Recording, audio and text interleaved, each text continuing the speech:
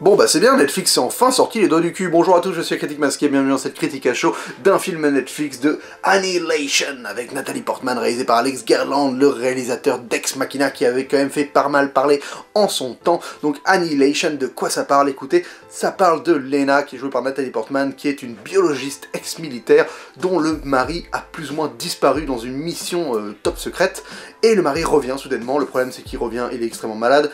Et on se retrouve à comprendre qu'en fait, la mission consiste à aller dans un endroit où une météorite est tombée et à générer une espèce d'onde bizarre qui altère la nature.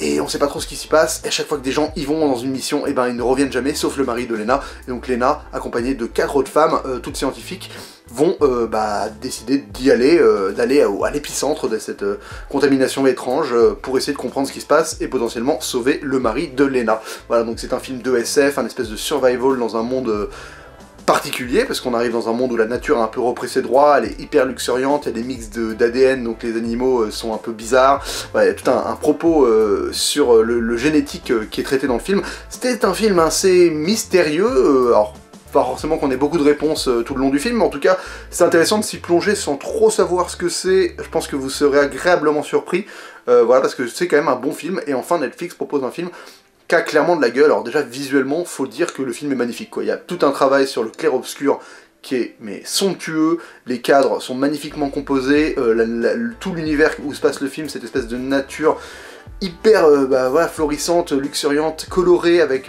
vu qu'en fait ils sont dans une espèce de dôme qui a des espèces de comme des aurores boréales un peu violettes qui entourent la zone. Il y a toujours toute la lumière à ces espèces d'arc-en-ciel constantes violets qui sont dans chaque rayon de soleil, et c'est hyper bien fait.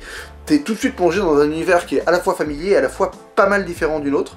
Donc ça là-dessus, franchement chapeau au bonhomme.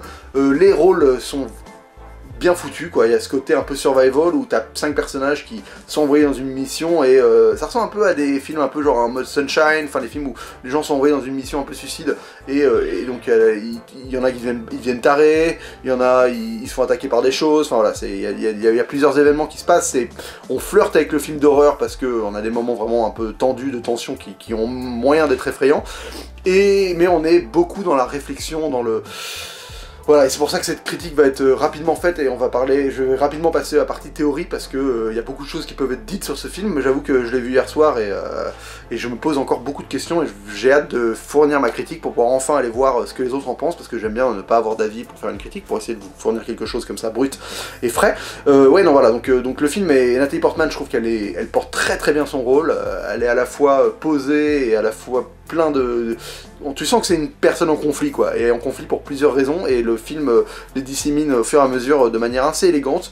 Après, voilà, la narration est finalement assez simple, il y a des flashbacks, mais bon, ça reste assez straightforward, quoi, assez linéaire, mais ça va vers quelque chose de tellement abstrait, complexe, interprétable de plusieurs manières, que cette linéarité fait que, mine de rien, heureusement que c'est pas non plus trop perturbant, parce qu'il y a déjà pas mal de trucs à interpréter, que si en plus tu dois remettre les choses dans le bon ordre en termes de narration, c'est un peu le bordel. La mise en scène est vraiment hyper élégante, genre c'est pas tape à l'œil, mais à la fois il y a plein de choses qui sont vraiment... qui peuvent être compris uniquement par la mise en scène, et alors je vais parler d'un truc particulier, il y a toute une histoire de... Le couple de Nathalie Portman est vu pendant toute une partie du film uniquement à travers des couches, des filtres.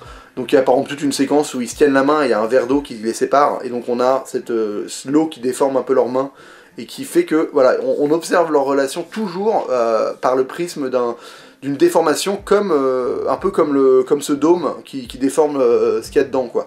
Et il y a voilà, donc on sent qu'il y a une volonté de la mise en scène de faire comprendre cette relation, et la manière dont est-ce qu'ils peuvent être connectés ou pas, juste par cet effet de filtre, ou cet effet d'avoir une vitre entre les deux qui les sépare. Voilà, enfin, il y a toujours cet esprit de séparation qui est expliqué juste par la mise en scène, et qui est assez intéressante, parce que je vais pas spoiler tout de suite, mais voilà. Bon, vous savez quoi, moi je vous invite à le voir, c'est vraiment un super bon film. Je lui donne quand même une très bonne note pour un film Netflix. Alors je suis indulgent parce que Netflix, oui, parce que je suis indulgent parce que tous leurs derniers films m'avaient vraiment déçu. Bright, j'ai trouvé ça vraiment dommage. Okja, moi je vais pas adhérer plus que ça, et là franchement c'est le premier film Netflix où je me suis dit waouh. Et le fait que ce soit sur Netflix, Bah écoutez, moi je trouve ça pas mal en fait, parce que je l'ai vu dans des conditions où je sortais du cinoche quasiment, je suis rentré chez moi, il était tard, je l'ai mis en me disant bon vas-y j'ai un peu de temps, peut-être que je vais tenir, et le film m'a pris, donc j'ai regardé ce film, il était tard vraiment genre entre minuit et 1h du matin, enfin cette espèce d'heure où normalement je devrais m'endormir, et le film a réussi à me captiver, et donc ça m'a offert un visionnage assez particulier quoi, cette espèce de film où t'es dans un mood parce que t'es fatigué mais tu tiens le coup et ça te... Je trouve que c'est encore plus... J'ai quasiment vécu plus d'immersion qu'en étant au cinéma presque.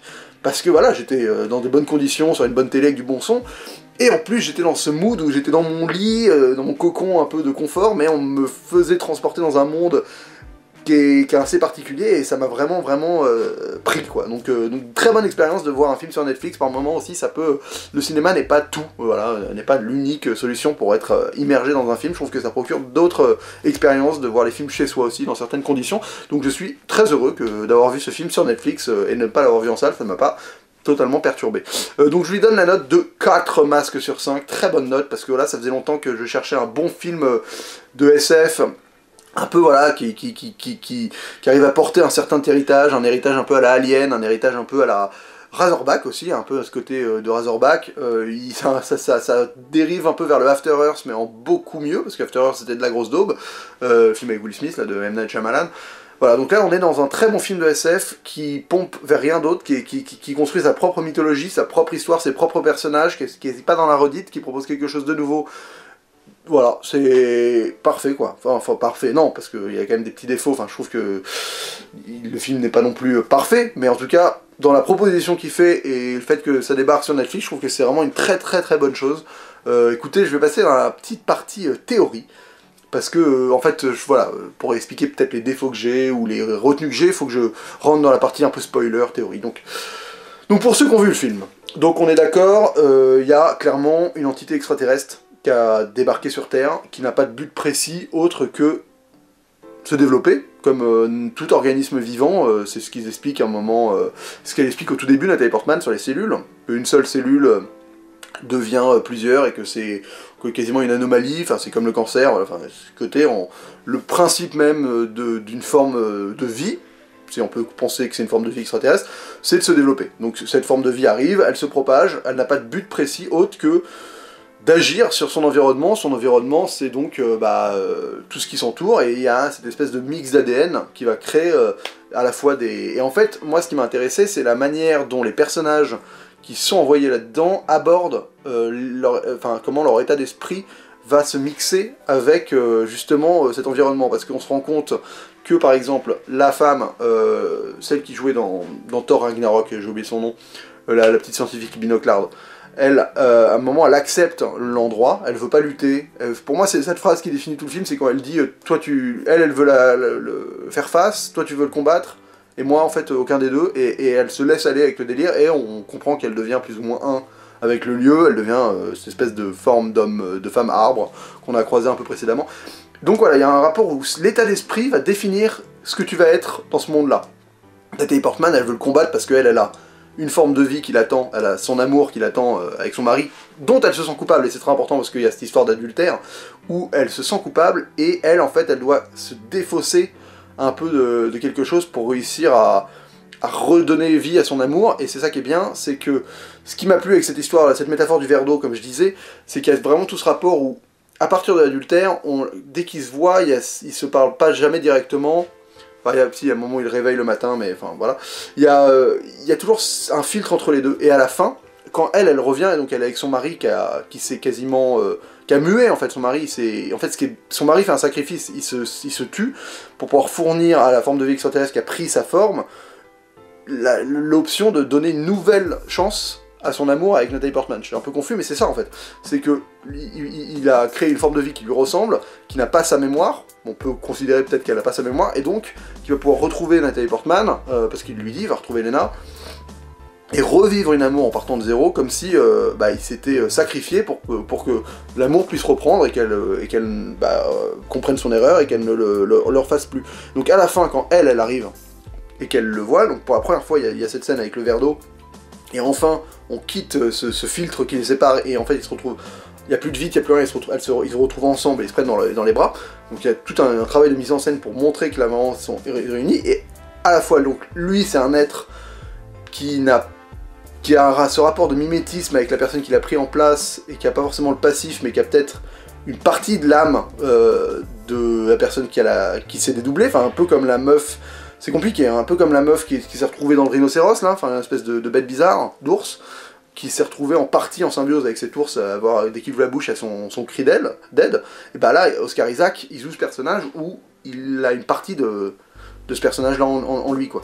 Donc c'est ça qui est intéressant, mais il a peut-être pas tout le passif avec justement l'aigreur, et c'est ça qui est intéressant. Et Nathalie Portman, elle a son ADN qui a aussi un peu muté avec cette symbiose, et donc en fait c'est deux êtres qui ont évolué par ce lieu bizarre vers une nouvelle forme d'amour. Enfin, vers une nouvelle chance, quoi. Donc, ouais, c'est quand même... je sais pas ce que tout ça veut dire, mais il y a des conclusions à tirer, donc je vous invite dans les commentaires à me proposer vraiment vos théories, vous, parce que voilà, je me rends compte que je patauge un peu dans ce moule en essayant d'expliquer. Dans ma tête, c'est comme si j'avais une compréhension de quelque chose, mais à le formuler, ça paraît beaucoup plus compliqué et moins crédible que ce que j'imaginais.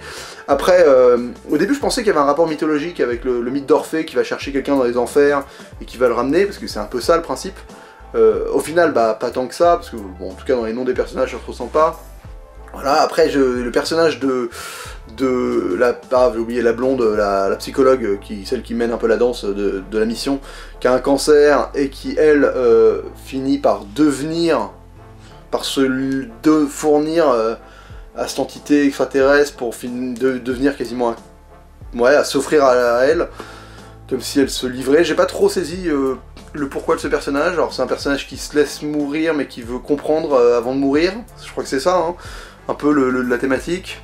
Bon, voilà, alors celui-là c'est pareil, j'ai pas vraiment saisi la finalité de ce truc. Voilà, il y a quand même beaucoup de blancs qui font que, je sais pas, je suis tiraillé entre le fait que, est-ce que ça laisse place à des bonnes réflexions et ça a vraiment un truc où ça vaut le coup d'y réfléchir, ou est-ce que en fait c'est un peu bidon et en fait il n'y a rien derrière. Mais je pense qu'avec un peu de temps et de gamberge, on peut trouver des vrais liens. Peut-être que il y a clairement un lien avec la mort et un lien avec la résurrection, donc ça peut être intéressant de creuser vers ce côté-là.